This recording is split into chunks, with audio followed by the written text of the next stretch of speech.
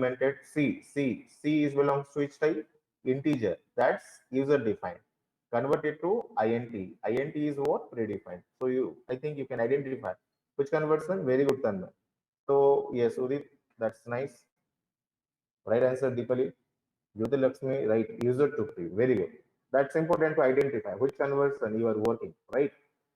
So later I'm specifying also that belongs to user to free.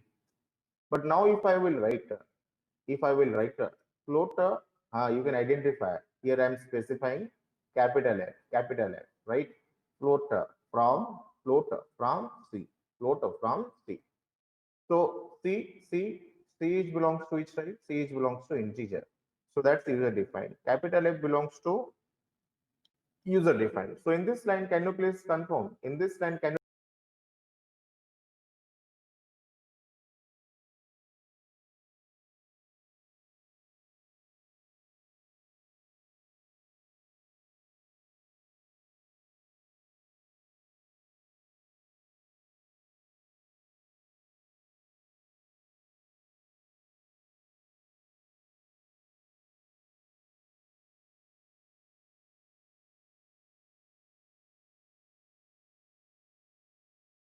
so I think 16 is belongs to pre, 18 belongs to pre to user, 20 belongs to user to pre, 22 belongs to user, right? So let's compile the program. 16, just remember the line number 16, 16 line number 18, then 20, then I think this is 22. Again, I'm checking set number. Yes, 16, 18, 20, and 22. So from this four conversion, if I will compile, please concentrate. From this four conversion, if I will compile, what the things are error. So we can identify, yes, I am getting 18 is something error, 20, I am getting some error, 22, I am getting some error, right? But I think in 16, please concentrate. In 18, I am getting some error, 20, I am getting some error. But in line number 16, there is no error. In line number 16, in line number 16, there is no error. In line number 16, there is no error. Right? So, what you can say from this experiment? What you can say from this experiment? We can say, sir, yes, we know four types of conversions are there. Sir, we know, yes, four types of conversions are there. Pre to pre to user, user to pre, and user to user. But from this four conversion, from this four conversion, C++ is responsible only for one conversion. C++ is only responsible for one conversion. ये जो चार conversion है, ये चार conversion से C++ एक conversion खुद से handle कर लेता है. From this four conversion, C++ is responsible to implement one conversion itself. C++ is responsible to convert one conversion itself. Can you please confirm कौन सा conversion के लिए C++ काम कर रहा है? Which conversion is by default implemented by C++? For which conversion C++ is responsible? Please confirm through your group chat. Very good, very good, very good, Vinay. Nice. So now that's right answer. All are right, all are right. Very good, fine. So definitely from this four conversion, one conversion is the responsibility of C++. Which conversion? Yes, pre to pre. But for the next three, बाकी तीनों के लिए we have to implement the logic. हमको खुद से logic लिखना है, right? From the four conversion, one conversion is the responsibility of C++. C++ is taking the responsibility how to convert predefined to predefined. But C++ is not taking the responsibility for next three. How to convert pre to user, how to convert user to pre, how to convert user to user. For these three conversion, C++ is not responsible. Then who is responsible? Programmer is itself responsible. Programmer means we are responsible for that. We have to implement the logic. So please concentrate, please concentrate. What C++ is telling to me? If you want to convert predefined to user defined, if you want to convert predefined to user defined, then you have to implement the logic. If you want to convert user defined to predefined, you have to implement the logic. आपको खुद से logic लिखना है. If you want to convert user defined to user defined, you have to implement the logic. सही है, logic हमको लिखना है, लेकिन लॉजिक कहां पे लिखना है? Where to implement logic? C++ again बोलता है, अगर आप प्री को यूजर में कन्वर्ट कर रहे हैं तो लॉजिक किसके अंदर लिखा जाएगा? Please concentrate. लॉजिक किसके अंदर लिखा जाएगा? We have to implement the logic inside the construct. We know construct, हम कंस्ट्रक्टर जानते हैं, सिर्फ यूज करना है. बहुत ही आसान है, बहुत ही आसान है. We have to implement the logic inside what? Constructor. Why? To convert predefined to user defined. Second question, if you want to convert user defined to predefined, how to implement we will study. But first we have to remember where to implement. कहां पे implement करना है, first आपको ये याद रखना है. किस तरीके से implement करना है हम उसको बाद में स्टडी कर लेंगे. So again C++ telling, if you want to convert, if you user defined to predefined, again logic is required. Yes, if you want to convert user defined to predefined, again logic is required. But where? How to implement the logic? Where to implement the logic? You have to implement the logic in operator type method. We don't know what is the meaning of operator type method. We will study in details, right? We don't know how to convert, how to implement operator type method. We will study in details, but just remember the name. And again, C++ is telling here, if you want to convert user defined to user defined, if you want to convert user defined to user defined, then we can implement that logic. Then we can implement the logic with the help of construct, right? So I think constructor is performing two stars. Two stars. One is pre to user conversion. Constructor is responsible. User to user conversion. Constructor is responsible. User to pre conversion. Who is responsible? Operator type method is responsible. And for pre to pre, who is responsible?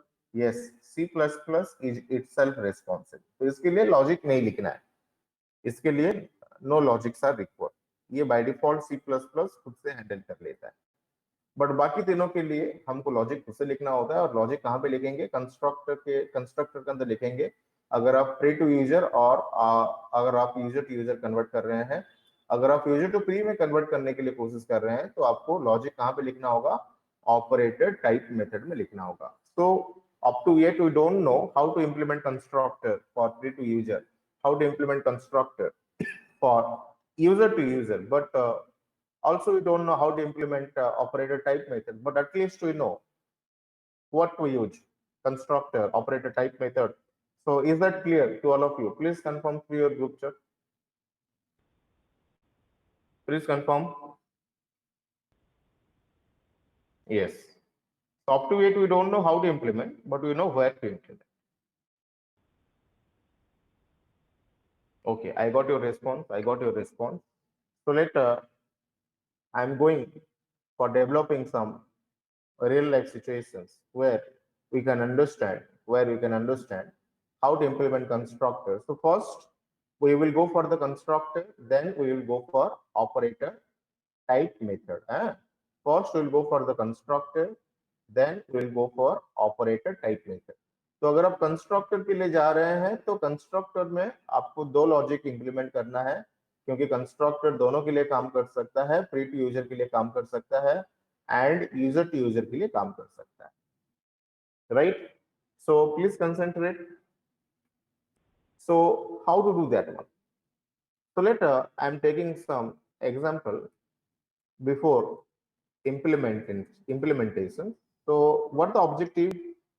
I think you know the relations between the bit and byte. Let I have a bit variable and I have a byte variable. Let bit x is given, bit x is given. Let the value is given 32, right? So let I am writing 32, 32 bit. Like that, I want to create byte y. How many bytes? Let 10 bytes. I think this is clear to all of you. So x is a variable of bit type. How many bit? 32 bit. Y is a variable of byte type. How many bytes? 10 bytes. So you know that 32 लिखना जो होता है, 32 is a which kind of variable? Yes, 32 is a integer kind of variable. 10 is which kind of variable? 10 is a also integer kind of variable. So can you please confirm? Can you please confirm in this line? In this line, which conversion is working? In this line, please concentrate before giving the answer. In this line, which conversion is working? You know, bit is not predefined. We have to define ourselves. But int is predefined, and you know, अंदर से बाहर काम होता है. तो ये line में कौन सा कन्वर्जन काम कर रहा है? Please confirm through your group chat.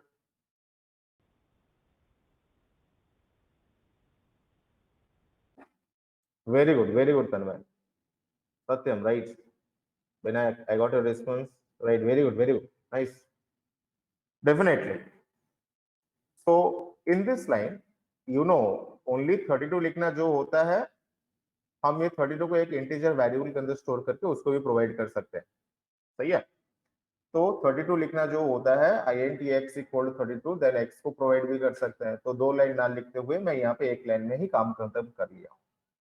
तो हम यहाँ पे इंटीजर को बिट में कन्वर्ट कर रहे हैं, तो प्री डिफाइंड को यूजर डिफाइंड में कन्वर्ट कर रहे हैं. यहाँ पे भी हम प्री डिफाइंड को यूजर डिफाइंड में कन्वर्ट कर रहे हैं.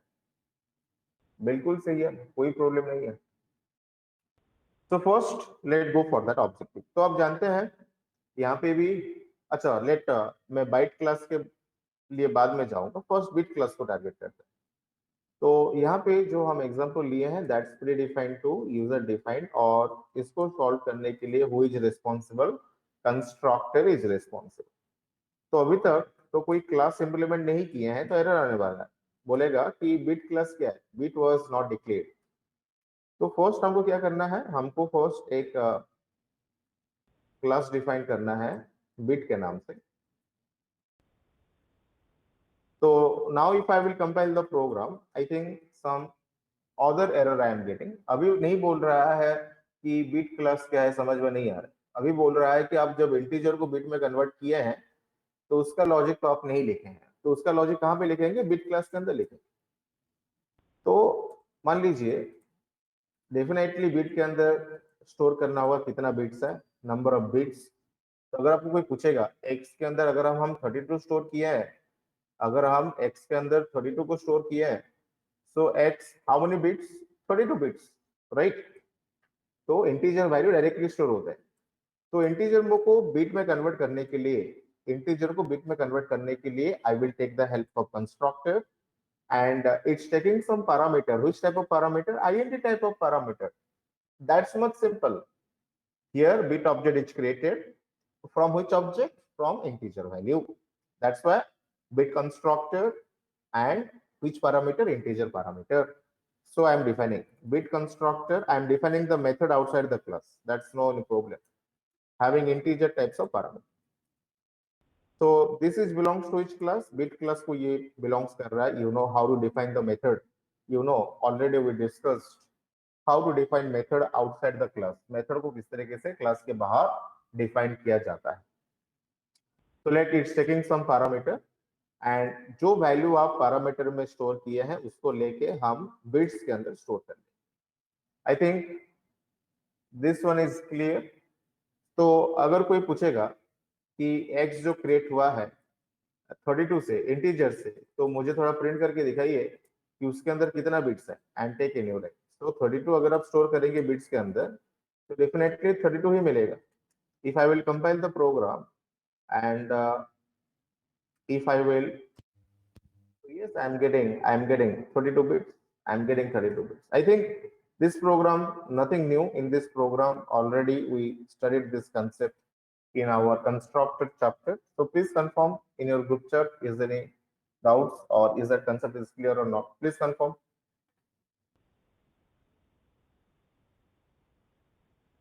Yes. Nice, Dipali. I got your response. Tanmay. All right. I am getting your response. Okay, very good, very good. Nice. Like that, like that. Please concentrate, please concentrate.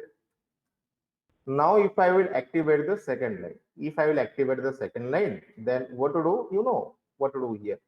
So let I have another class is record having the name bytes और एक class चाहिए bite को represent करने के लिए bite के अंदर value को स्टोर करने के लिए नंबर ऑफ कितना बाइट्स है उसको एक वेरिएबल के अंदर ले लेते हैं तो उसके लिए एक कंस्ट्रक्टर होगा उसके लिए एक कंस्ट्रक्टर होगा जो इंटीजर से कन्वर्ट कर लेगा उसको डिफाइन कर लेंगे बाहर बाइट्स क्लास का bytes constructor having taking some parameter तो ये जो लॉजिक हम लिखे हैं ये लॉजिक क्या कर रहा है this logic converting integer two bit ये जो लॉजिक हम अभी अब लिख रहे हैं ये क्या कर रहा है ये इंटीजर को किस में कन्वर्ट करेगा बाइट में कन्वर्ट करेगा सही है सो बाइट क्लास का बाइट कंस्ट्रक्टर बाइट क्लास का byte constructor taking some parameter and उसके अंदर कितना बाइट्स होंगे उसको पैरामीटर से ले लेंगे तो अभी जो हम y को क्रिएट किए हैं इंटीजर से तो अगर आप पूछेंगे कि y के अंदर कितना बाइट्स है y के अंदर कितना कितना बाइट्स है उसको थोड़ा डिस्प्ले करके दिखाइए आप 10 स्टोर किए हैं तो 10 ही मिलेगा आपको if I will compile the program and if I will run that one yes I am getting 32 bits x value 32 bit y value 10 bytes I think this much clear I think this much is clear to all of you right please confirm in your group chat वही किया हूं bit के अंदर जो किया था bite के अंदर वही किया हूं कोई भी नया चीज में नहीं किया हूं is that clear to all of you please confirm yes I got a response okay very good very good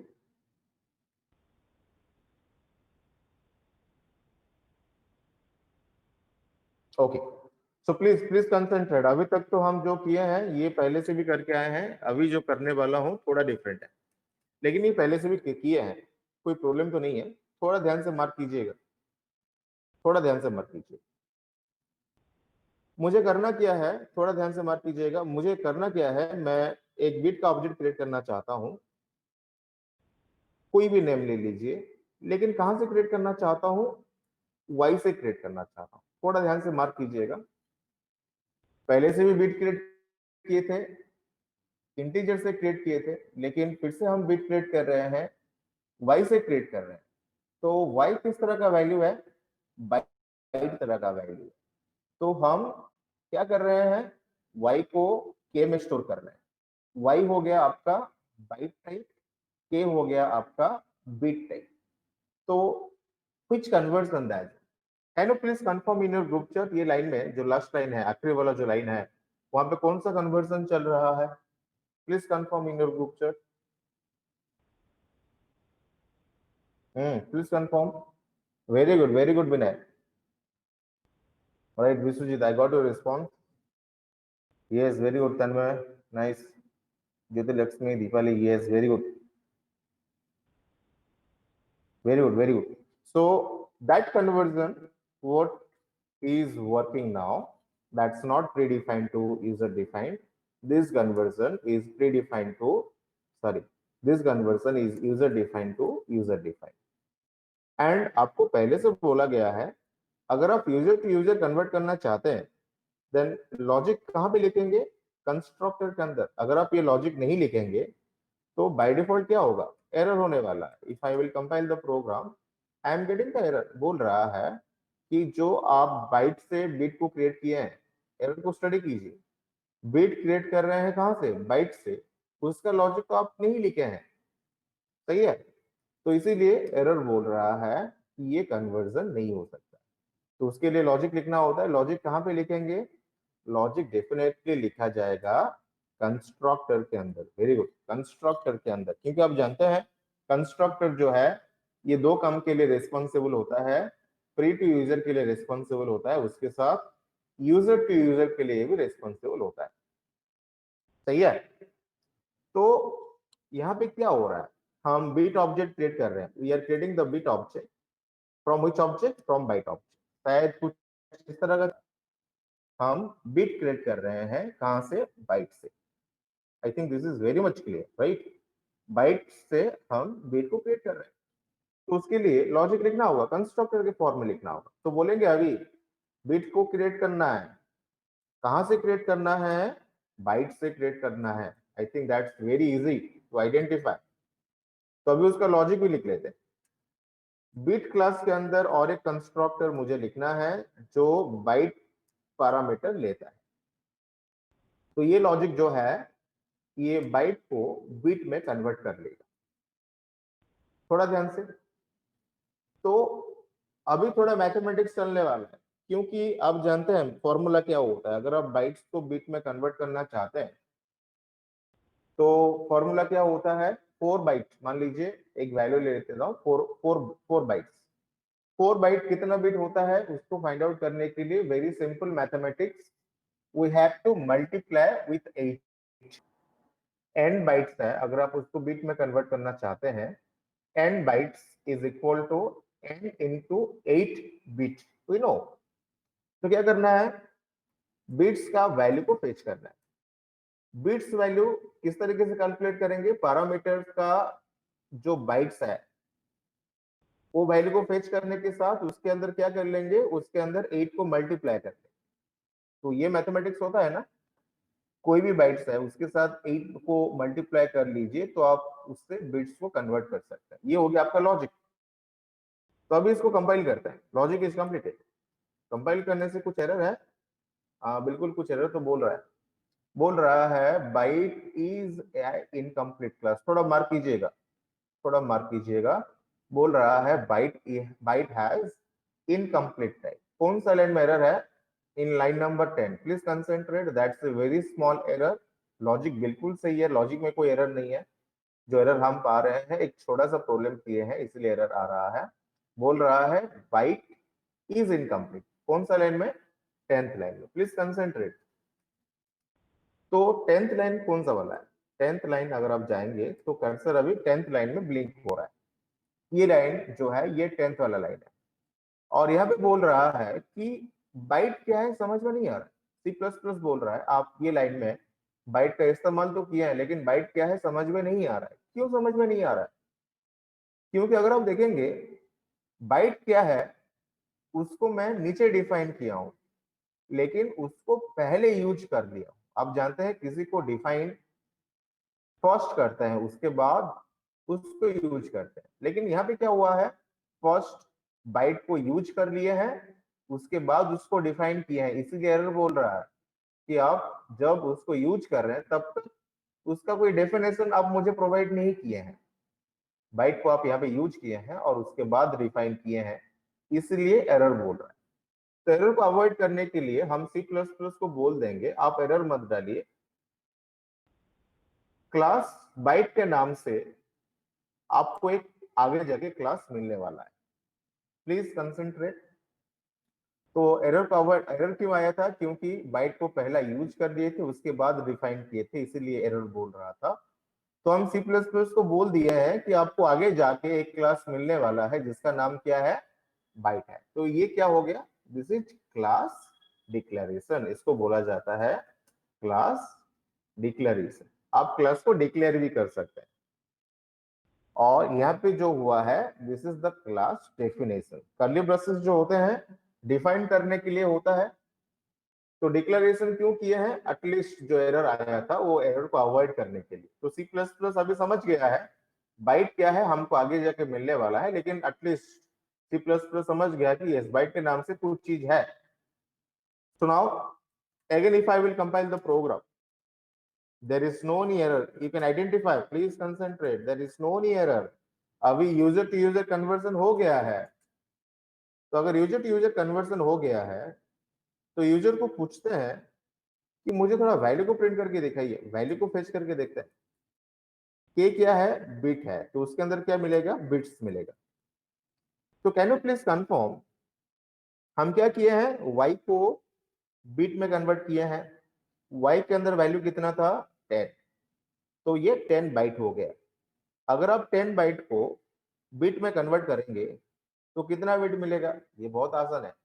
10 bite को अगर आप बिट में कन्वर्ट करेंगे तो 10 into 8 80 bits, 80 bits is expected. If I will compile the program and if I will run, sorry, G++ main.c++ is giving some error, I think. Let's check what the mistake we did. vi main.c++ कुछ थोड़ा सा mistake हो गया है, I think यहाँ पे मैं comma डाल दिया हूँ बाई मिस्टेकली, के डॉट बिट्स लिखना चाहिए था लेकिन के कॉमा हो गया है, sorry for that. So I am providing k dot. Again, if I will compile the program, there is no any error, and if I will run, yes, very nice. अगर आप 10 बाइट्स को bit में convert करेंगे तो value कितना मिलेगा, 80 bits मिलेगा, और 80 बिट्स आपको मिल रहा है. So I think in this program there is no any confusion. Please confirm through your group chat. Is that program is clear? How to use constructor to convert user defined to user defined? Yes, Tanmay, I got your response. Other student, very good, Deepali. Okay, some students, okay, all students are giving yes, no any problem. अच्छा, अभी reverse करके देख लेते हैं, reverse करके देख लेते हैं. तो अभी तक क्या किया है, रिवर्स भी तो हो सकता है. तो अभी तक हम बाइट को बिट में कन्वर्ट किया है, बाइट को बिट में कन्वर्ट किया है. रिवर्स अगर आप करेंगे तो क्या होगा, बिट को बाइट में कन्वर्ट करना. तो लॉजिक हम सीख चुके हैं, उसको सिर्फ इस्तेमाल करना है. तो अगर आप रिवर्स करने के लिए कोशिश करेंगे, थोड़ा ध्यान से बोल दीजिएगा.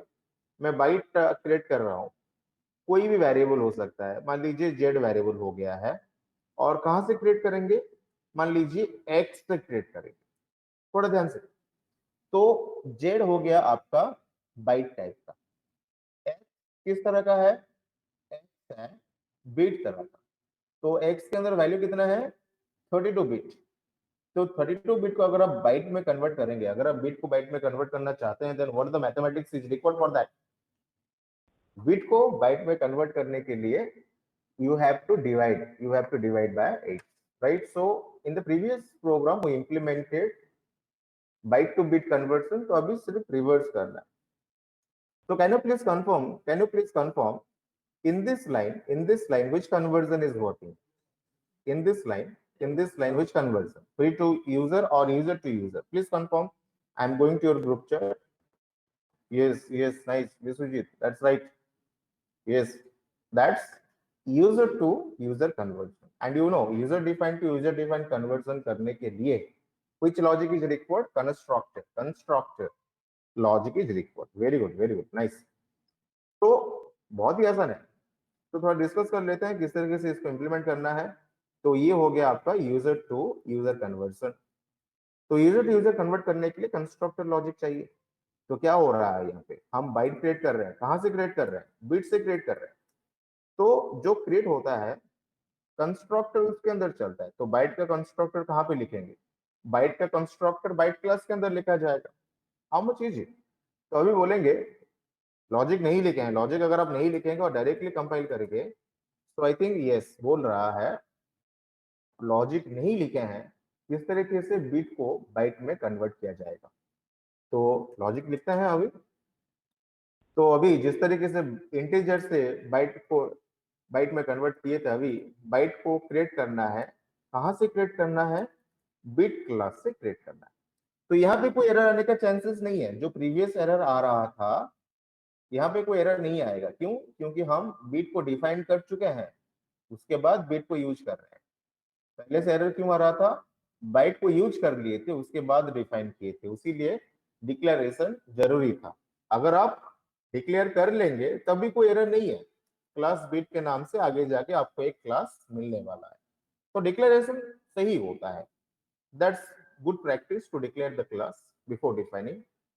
तो अभी मुझे और एक क्लास लिखना है. बाइट क्लास के अंदर और एक कंस्ट्रक्टर आ गया है जिसका पैरामीटर एक होगा, और ये पैरामीटर किस तरह का पैरामीटर होगा, बिट तरह का पैरामीटर होगा.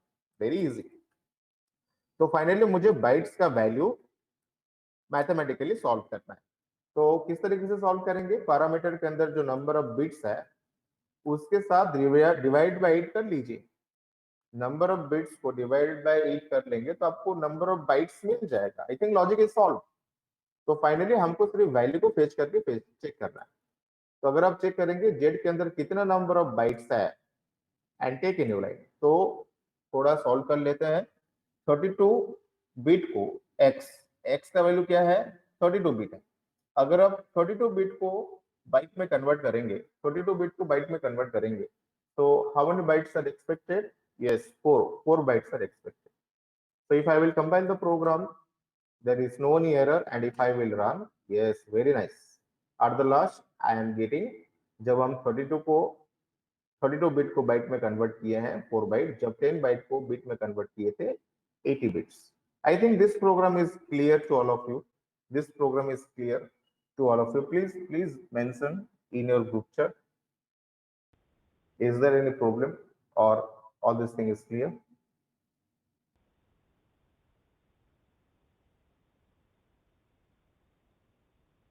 Yes, very good.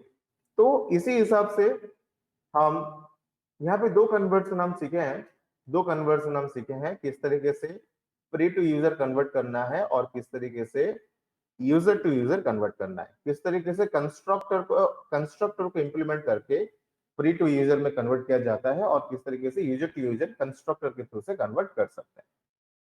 तो let I am making the font size smaller, मैं फॉन्ट साइज छोटा कर लिया हूं। तो रेफरेंस के लिए you can take a snap of this program, take a screenshot if possible, अगर पॉसिबल है तो ये प्रोग्राम का एक स्क्रीनशॉट ले लीजिए।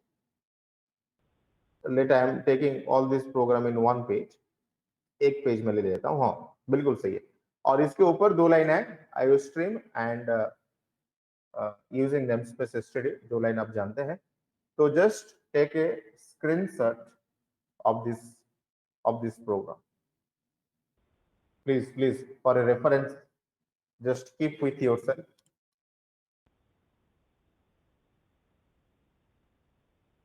right?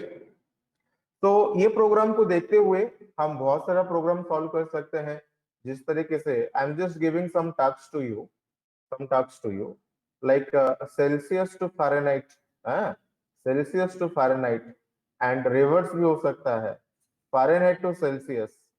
तो क्या क्या चेंजेस करना होगा, एक सेल्सियस क्लास लिखना होगा, एक फारेनहाइट क्लास लिखना होगा, and Celsius to Fahrenheit, Fahrenheit to Celsius convert करने के लिए आपको कंस्ट्रक्टर के थ्रू से काम करना है।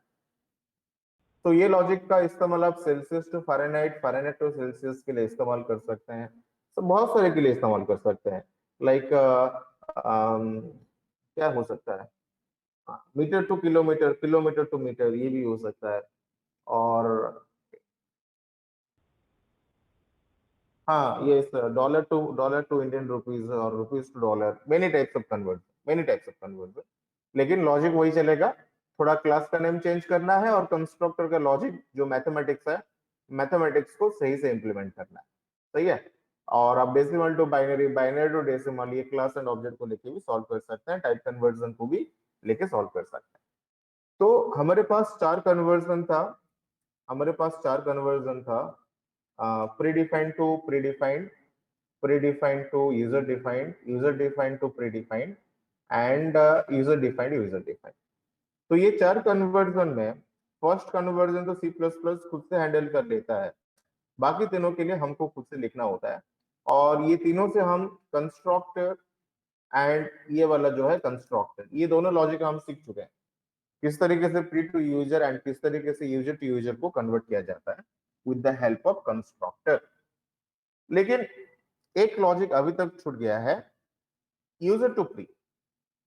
तो यूजर टू प्री कन्वर्ट करने के लिए आपको बोला गया था कौन सा लॉजिक चाहिए, ऑपरेटर टाइप मेथड का लॉजिक चाहिए। बहुत ही इजी है, बहुत ही इजी है, not required to worry, is everything is easy if you are doing proper practice.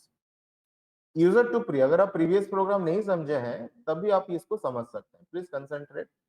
User to pre convert करने के लिए कौन सा लॉजिक चाहिए, operator type method is required. So let's go for some programs, let's go for some programs to understand what is the meaning of operator type method, what is the meaning of operator type method, please concentrate. Later I am deleting this program, मान लीजिए मेरा पास एक class है, ये class हम पहले से implement किए थे, एक पर्सन क्लास है।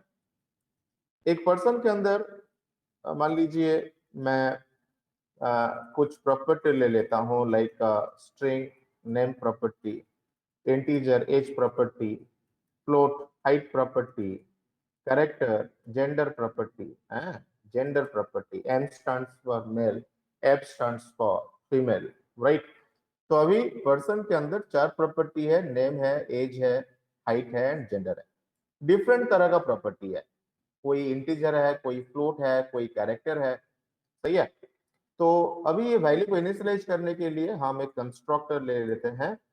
तो let's string n, integer a, float height and character gender. तो चार वैल्यू को प्रॉपरली स्टोर कर लेते हैं। तो नेम के अंदर एन को स्टोर कर लेंगे, एन वैल्यू को स्टोर कर लेंगे, एज के अंदर ए वैल्यू को स्टोर कर लेंगे, हाइट के अंदर एच को स्टोर कर लेंगे एंड जेंडर के अंदर जी को स्टोर कर लेंगे। और उसको प्रिंट करने के लिए एक मेथड डिजाइन कर लेते हैं। तो just print what is the value of name, just print what is the value of name, take some space, what is the value of, sorry, what is the value for age, what is the value for age, take some spaces, what is the value for height, take some spaces, and what is the value of gender, and take a new line. I think this is very easy, already we implemented this kind of program. तो मान लीजिए main function के अंदर person object available, having a name, having an age, having a height, and having a gender. Let male is specified. And object is telling just print the value. अभी तक conversion implement नहीं हुआ है, conversion अभी तक implement नहीं हुआ है।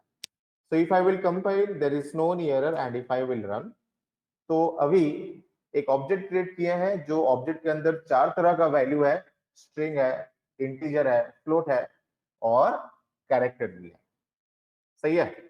तो अभी थोड़ा ध्यान दीजिए कन्वर्जन किस तरीके से इंप्लीमेंट कर सकते हैं।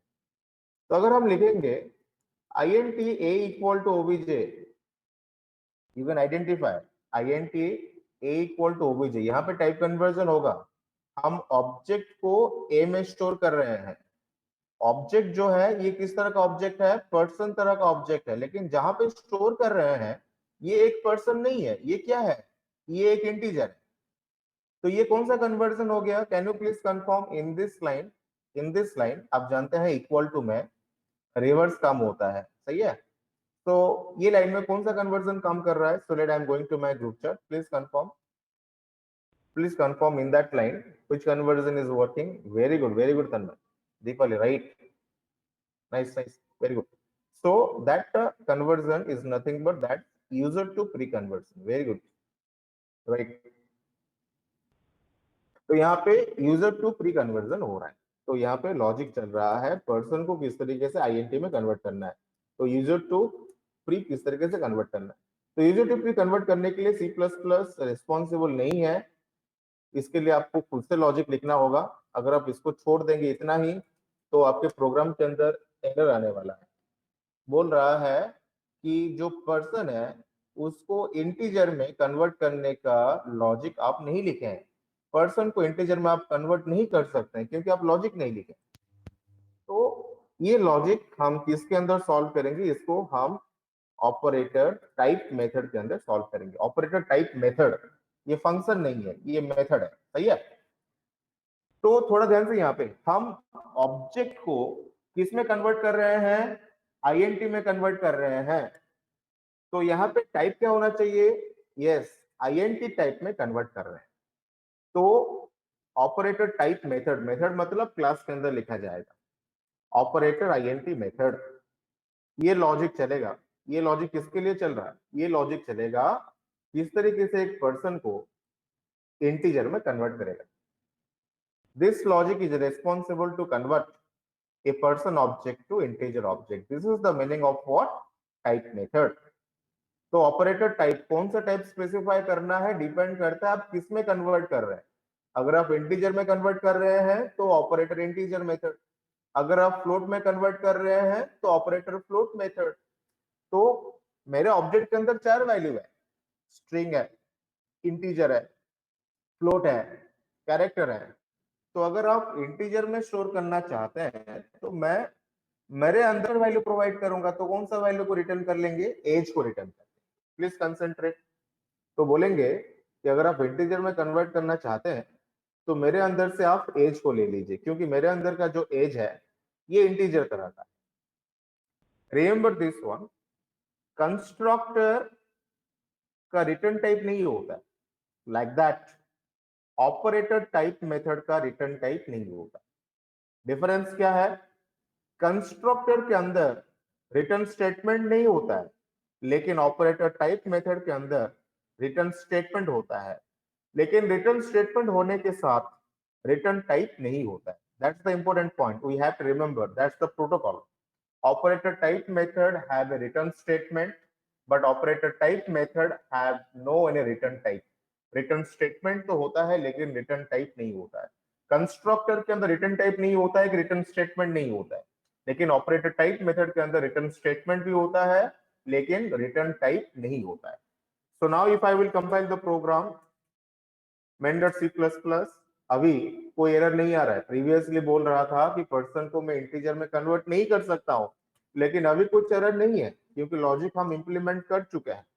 अगर लॉजिक हम इंप्लीमेंट कर चुके हैं तो थोड़ा प्रिंट करके देख लेते हैं ए का वैल्यू क्या है and take a new line. So now if I will compile the program and if I will run, yes, you can identify object के अंदर 4 वैल्यू था लेकिन मुझे कौन सा वैल्यू मिला है, 23। क्यों मिला है, क्योंकि हम इंटीजर में कन्वर्ट किया है। सही है। अगर अगर मुझे थोड़ा चेंज करना है, अगर मैं बोलूं कि फ्लोट भी इक्वल टू ऑब्जेक्ट, तो ये भी तो यूजर टू प्री कन्वर्सन हो गया। तो अभी और एक मेथड लिखेंगे किस तरीके से फ्लोट में कन्वर्ट किया जाएगा, तो ऑपरेटर फ्लोट मेथड। ये लॉजिक का काम किया है, पर्सन को फ्लोट में कन्वर्ट करेगा।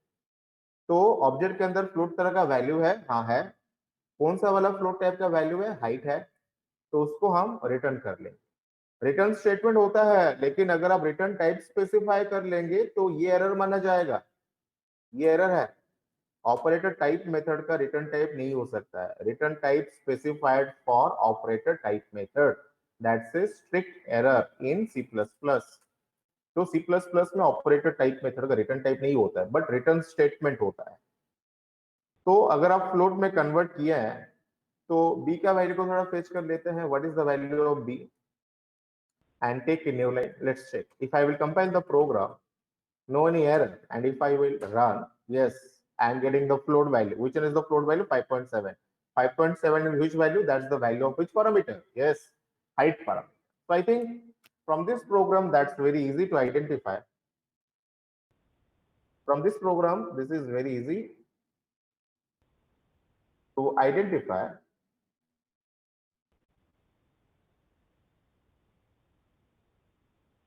From this program, this is very easy to identify how to convert defined to predefined. And I think you got the information.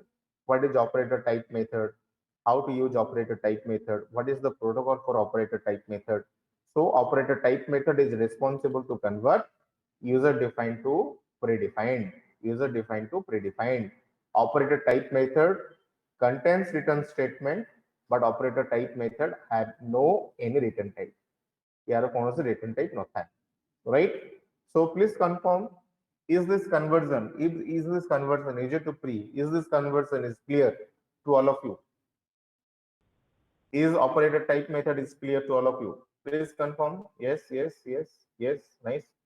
Yes, I got your response. Very good, very good. So yes, that's much easy. That's much easy, right? So with this conversion,